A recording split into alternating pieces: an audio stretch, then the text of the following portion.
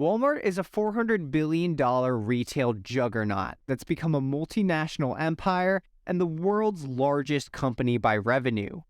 But even empires can fail, and there's one country in particular that Walmart failed spectacularly in, and that country was Germany. Walmart entered the German market in 1997 with an aggressive series of investments and big hopes of expanding its global presence. The company bought two existing German retail chains to gain an overnight presence in the country. But after struggling for nearly a decade, Walmart announced its exit from the German market in 2006 and sold its 85 German stores at a $1 billion loss. So what went wrong for the massive retailer in Germany? There are a lot of reasons for why Walmart ended up failing in Germany, but the number one factor in all of them is that Walmart failed to adapt its business strategy to the unique aspects of the German market and culture. Walmart thought that it could take the same approach in Germany as it did in the US, and the results were disastrous, with a Walmart spokeswoman later saying, quote, "It is a good important lesson, a turning point. Germany was a good example of that naivety. We literally bought the two chains and said, hey, we are in Germany, isn't this great?" End quote. As an example of this failure to adapt, when Walmart entered the German market, it began attempting to use its tried and true business tactic of offering the lowest prices in order to undercut the competition and gain market share. But Walmart had severely underestimated its German competition when it began to take this approach. The discount retail market is full of stiff competition in Germany because there were many strong established brands like Aldi and Lidl that Germans were already familiar with. These businesses had already built customer loyalty and entrenched themselves in the German market, which made it incredibly difficult for Walmart to come in as an outsider and take market share from these successful businesses. And when Walmart tried to undercut these businesses on prices, they fought back and lowered prices themselves. This ended up creating a pricing war, which the German government was not happy about. Germany's government accused Walmart of inciting a price war, in which it illegally sold products below their wholesale costs. This led the German government to intervene in order to prevent Walmart and other big chains from using these tactics that would drive smaller stores out of business. And the German government would force Walmart to raise many of its prices. This effectively ruined Walmart's strategy of pricing their competition out and forced them to compete for market share in Germany using other factors.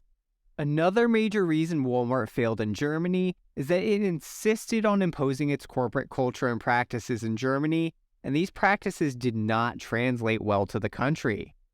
At their best, these practices did not resonate with German customers, and at their worst, they actively hurt Walmart's reputation in the country.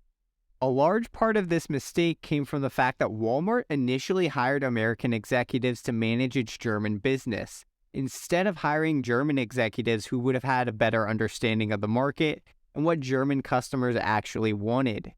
This would lead to many poor business decisions, like Walmart trying to sell packaged meat in their stores when many Germans like to buy meat from the butcher.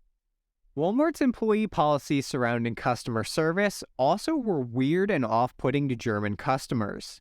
For example, the so-called 10-foot rule is one of Walmart's approaches to customer service. Sam Walton would famously encourage associates to take a pledge saying, "I solemnly promise and declare that every customer that comes within 10 feet of me, I will smile, look them in the eye, greet them, and ask if I can help them." But the problem is that this is not what Germans wanted Walmart employees to do at all. In fact, they thought this behavior was extremely strange and off-putting. So when Walmart was requiring its German sales clerks to smile at customers, this was actually making many customers very uncomfortable, because it's not normal in German culture to smile at strangers. And unfortunately for Walmart, all it takes is one bad experience for a customer to not want to come back to a store. Walmart also has a company tradition where it has its employees start the workday with a Walmart cheer, like this one you can see a digital Sam Walton doing at the Walmart Museum. And yes, I know what you're thinking, the Walmart Museum is a real thing. Check this out. Give me a W. W. Give me an A. A. Give me an L. L. Give me a squiggly. Squiggly. Give me an M.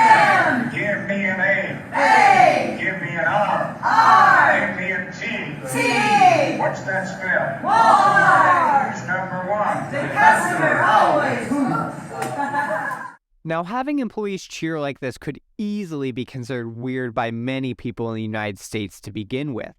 But this type of company practice was even weirder in German culture, which is more formal by nature. Walmart eventually stopped doing this in Germany because it did not translate well, but the damage to their reputation had already been done. As the secretary of a German union put it, people found these things strange. Germans just don't behave that way. And speaking of labor unions, Walmart consistently ran into issues with German labor unions as well. In Germany, labor unions are more ingrained in the country's culture, and companies and unions are more accustomed to having to work together. But Walmart never was able to get on good footing with German labor unions, and this was a recurring source of conflict for Walmart in Germany. In addition, Walmart tried to enforce an ethics code on its employees, including restrictions on things like workplace relationships, and they were asking employees to report violations of this ethics code to management.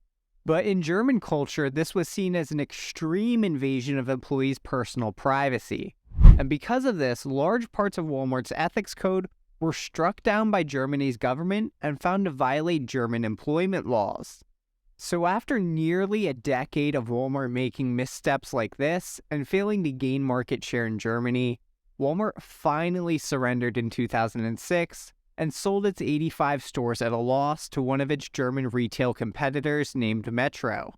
Walmart said in its statement announcing the sale that, quote, "As we focus our efforts on where we can have the greatest impact on our growth and return on investment strategies, it has become increasingly clear that in Germany's business environment, it would be difficult for us to obtain the scale and results we desire.